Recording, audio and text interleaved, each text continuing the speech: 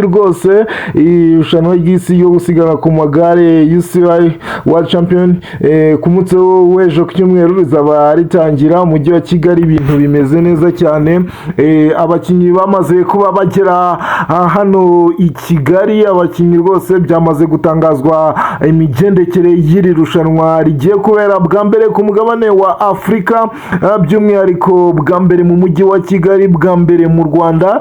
Byose ni ubwa mbere ryitabiriwe n'ibihugu byinshi byo ku mugabane wa Afurika, bwa mbere ryitabiriwe n'ibihugu byinshi ku isi.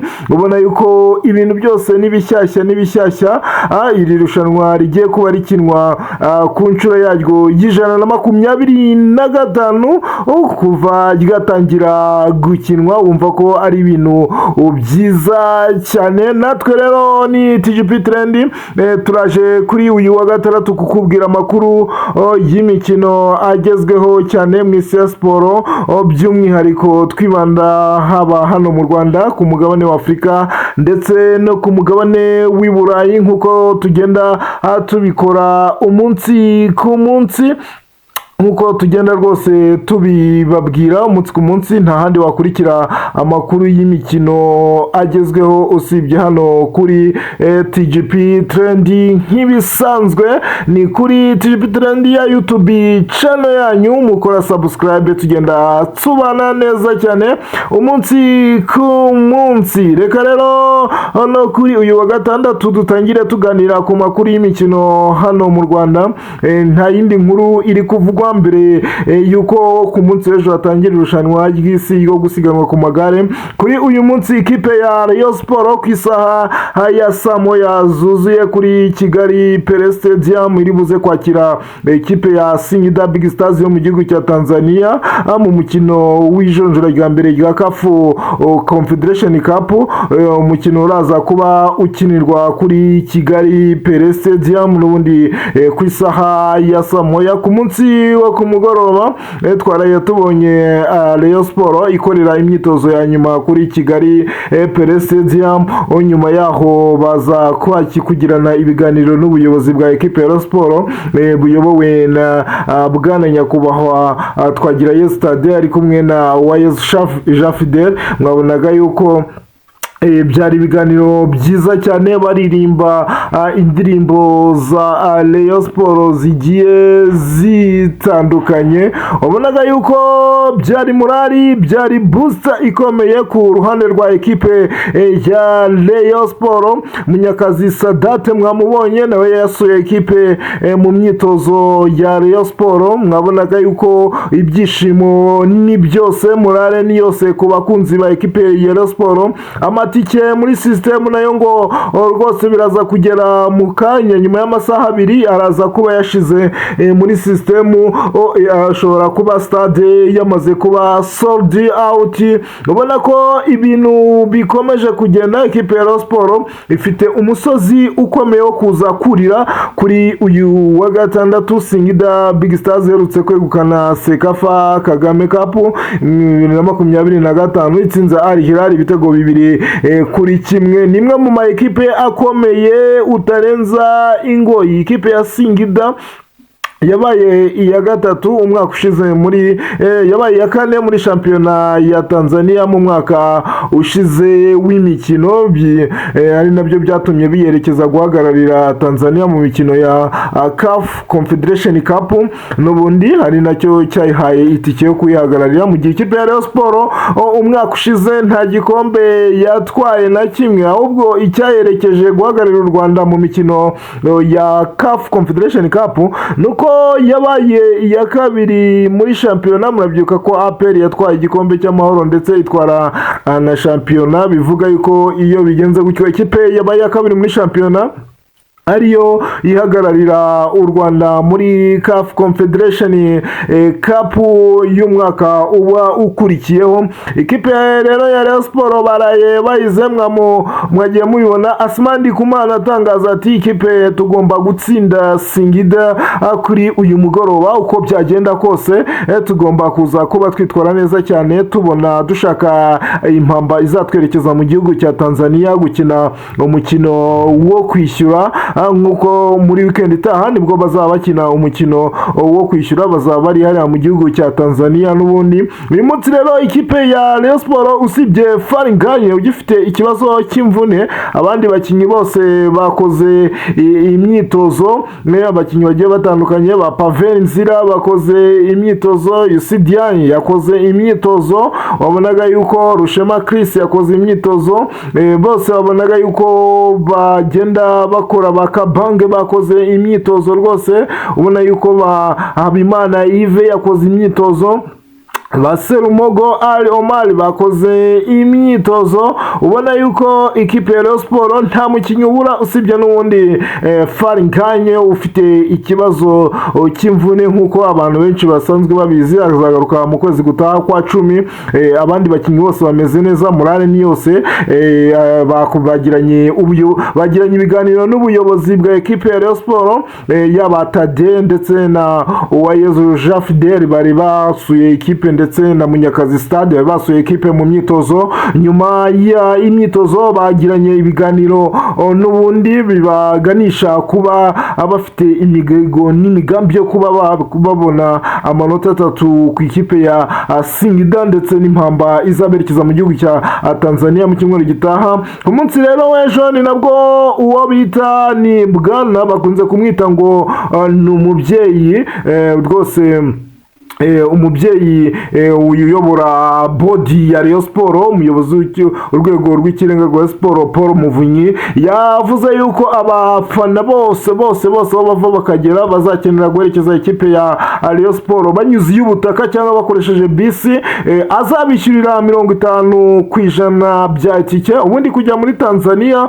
ukoresheje bisi ubwo ni Arena Retour ni 100 bazaba basabwa, ubwo no kugenda no kugaruka.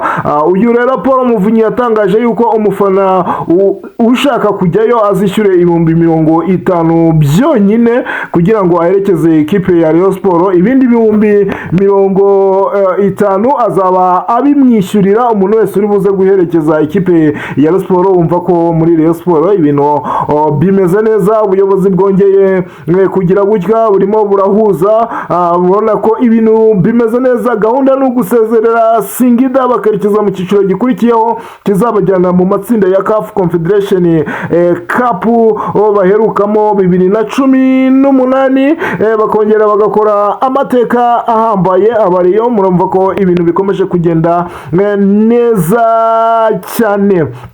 Tuva muri ekipe ya Rayon Sports ku munsi w'ejo, iyo ntago nsinzi niba ndi buvuge ko bikiri inkuru. Ku munsi w'ejo mu Rwanda ari buze gutangira shampiyona y'isi yo gusiganwa ku magare igiye kubera ku mugabane wa Afurika bwa mbere, by'umwihariko ibere muri Kigali hano mu Rwanda ku nshuro ya mbere. Iyi shampiyona y'isi yo gusiganwa ku magare igiye kuba ku nshuro yayo y'125. Abakinnyi 900 bose bamaze kugera mu Rwanda bazakina ino shampiyona y'isi yo gusiganwa ku magare mu byiciro 13.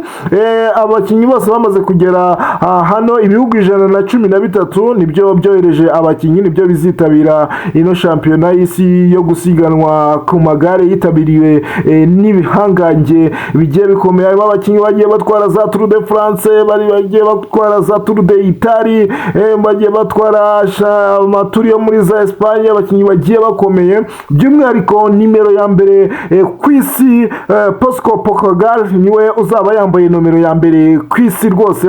Uno mugabo w'umubirigi niwe uzaba yambaye nomero ya mbere ku isi mu gusiganwa ku magare. Ubona ko imyiteguro igeze kure, ibyishimo ni byose mu mujyi wa Kigali. Umujyi uratengamaye rwose, imyiteguro yo imihanda iratatse ahantu hose, ibintu bimeze neza cyane. Uburyohe bw'igare ku munsi w'ejo tuzatangira kububona. Ni shampiyona y'isi yo gusiganwa ku magare izatangira ku munsi w'ejo ku cyumweru tariki ya 21, isoze ku munsi wo ku cyumweru gitaha bizaba ari tariki ya 28 n'ubundi.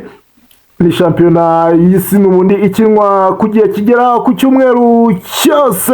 ubona ko abashyitsi, abantu bose b'ingeri zitandukanye bakomeje kugera hano mu Rwanda bitabira ino shampiyona y'isi yo gusiganwa ku magare. Umutekano ni wose nk'uko polisi y'igihugu igenda ibitangaza. ni ukwihera ijisho igare ku munsi w'ejo tukareba uko bimeze. ese abanyarwanda bazitwara gute? Gusa birakomeye. iyi shampiyona y'isi yo gusiganwa ku magare ntago ari Tour du Rwanda rwose, murave mu musigeho. ni imwe mu mashampiyona, ni nk'uko wavuga ngo ni igikombe cy'isi.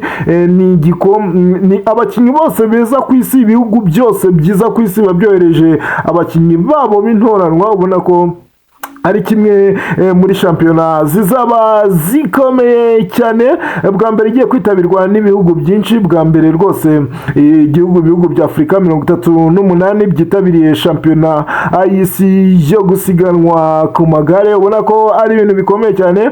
ku munsi w'ejo rero ni ukujya kwihera ijisho tukareba uko bimeze, tumara icyumweru cyose twenjoyinga igare mu mujyi wa Kigali. reka rero tuva hano mu Rwanda n'ubundi tuhita twerekeza ku mugabane w'i Burayi. nabo bari buze kuba bakina imikino, shampiyona ziraza kuba zagarutse. nko mu gihugu cy'Ubwongereza ariho bari buze kuba bakina imikino mu kanya ku isaha ya saa 7:30. ekipe ya Liverpool, Merseyside Derby, ekipe ya Liverpool iraza kuba yakira ekipe ya Everton kuri Anfield Road. birabaza kuba ari ku isaha ya saa 7:30 zano i Kigali. ku isaha ya saa 10 ikipe ya Brighton iraza kuba yakira Tottenham Hotspur. Burnley iraza kuba ikina n'ikipe ya Nottingham Forest. biraza kuba ari saa 12 kandi biraza kuba ari saa 10 West Ham na Crystal Palace. Wolves na Leeds saa 10 n'ubundi baraza kuba bakina.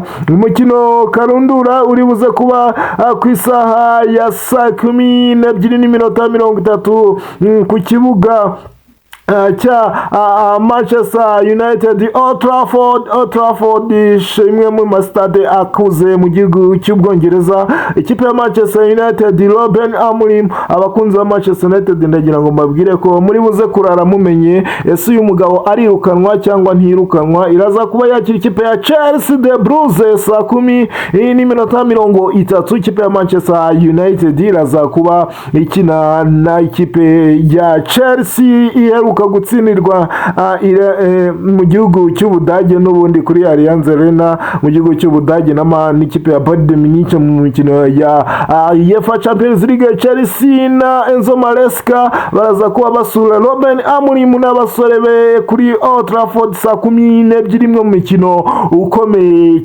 cyane rwose, umwe mu mikino y'akasamutwe ihari kuri uyu munsi wo kuwa gatandatu. umwe mu mikino iri buze kuba isobanuye byinshi nk'uko ikipe ya Manchester United iramuka itsinzwe. uyu mugabo bita Ruben Amorim ashobora kuza kwerekwa umuryango. ndetse Enzo Maresca nawe nyuma yo kunganya ni ikipe ya Brentford ubushize agatsindwa ikipe ya Bayern Munich, aramuka atsinzwe nawe aratangira gushidikanwaho n'abakunzi b'ikipe ya Chelsea, nabyo bishobora kumujyana muri situation itari nziza cyane. urumva ko ni umukino amakipe yombi akeneye gutsinda kugira ngo akonveke, ariko cyane by'umwihariko ku ikipe ya Manchester United niyo isabwa gutsinda cyane.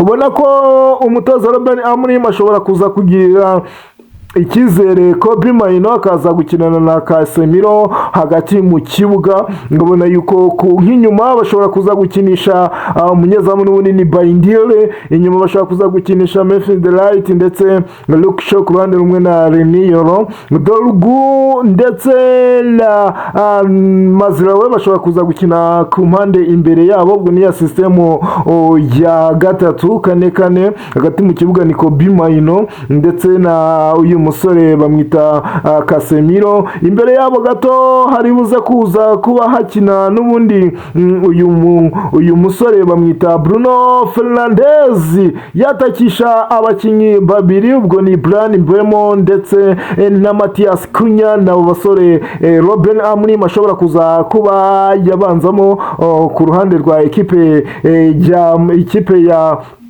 Manchester United igomba kubona amanota kuri uyu mugoroba uko byaza kuba mu gihugu cya Espagne ho indi match usibye ikipe ya Real Madrid ibuze gukina na ekipe y'ubundi ya ni ikipe ya Espanyol de Barcelona, niyo ikipe ya Real Madrid bari buze kuza kuba bakina. Niyo mikino wavuga ihari kuri uyu munsi. Real biraza kuba ikina ku isaha ya saa 10:15. Indi mikino ihari ni nka Girona iribuze gukina na Levante, Deportivo Alaves na Sevilla, Villarreal na Osasuna, Valencia na Atletico Club de Bilbao. Niyo mikino iribuze kuba ihari kuri uyu munsi. Nayo makuru y'imikino yararimo aragenda avugwa mu isi ya siporo, ubwo no kuza gutegereza twareba, ariko icyo duhanze amaso abenshi mbonga amaso kuri Kigali Stadium mu mukino w'ijonjora rya mbere rya CAF Confederation Cup, ikipe ya Rayon Sport yakira ikipe ya Singida Big Stars yo mu gihugu cya Tanzania ku isaha y'isa moya kuri Kigali Stadium. Reka tubashimire, mukomeze gukurikirana ibiganiro bya TGP Trend, turongera duhure mu bindi biganiro. Inari Kurutari Family WhatsApp. Ese ujya utekereza ko website yawe ishobora kukubyarira umusaruro? Muri TJP Media dukora website z'ubwoko bwose, tukanazigira monetize zigatangira kwinjiza amafaranga. Ibaze none ufite YouTube channel ndetse n'izindi social media ariko zikaba zitinjiza. Ese uri wapurayinga bakagwara used content cyangwa bakakubwira ku building channel history? Tugufasha gukura uri used content ndetse tukabuilding channel history mu minsi 7 gusa. Dutanga training muri social media management, website development, graphic design ndetse na video editing. Ku bindi bisobanuro waduhamagara cyangwa ukatwandikira kuri WhatsApp 0788 46 46 38 7 cyangwa ugasura website yacu tjpmedia.net.